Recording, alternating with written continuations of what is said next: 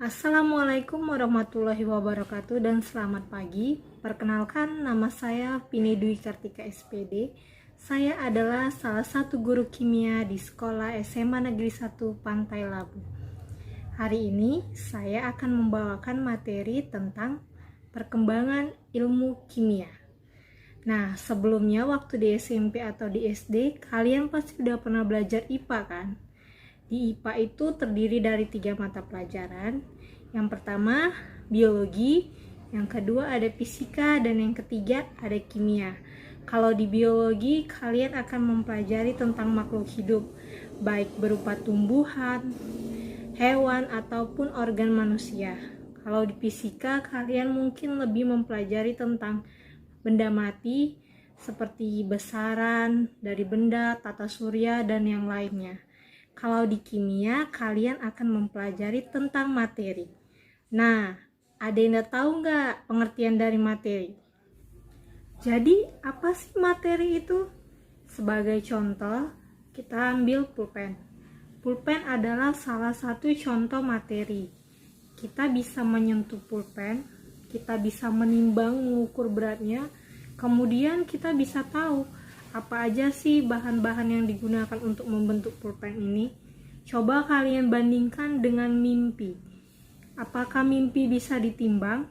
Apakah mimpi bisa dirasakan? Apakah mimpi bisa dipegang? Nah, dari situ dapat kita simpulkan bahwa materi adalah segala sesuatu yang menempati ruang dan memiliki massa.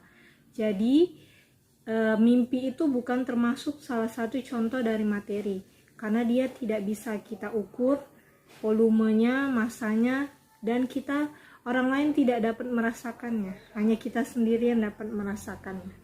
Jadi di kimia ini kita akan mempelajari segala sesuatu mengenai materi.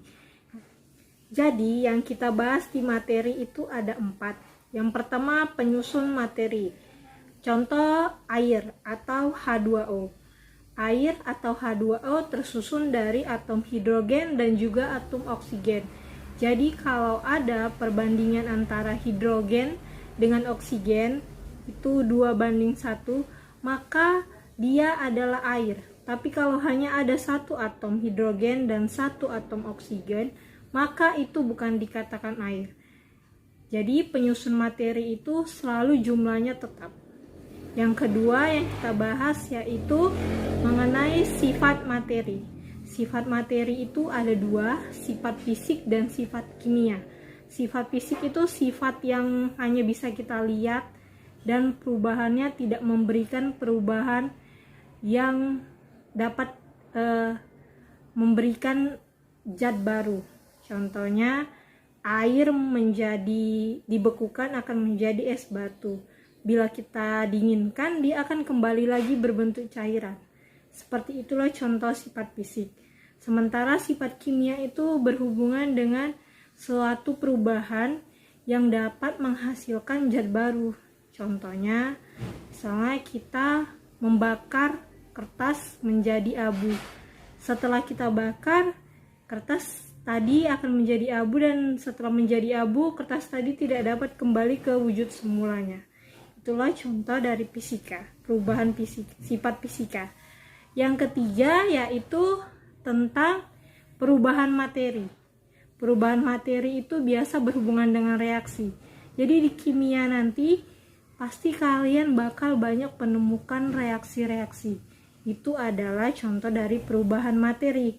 Dan yang terakhir, yang keempat, yaitu energi yang menyertai perubahannya.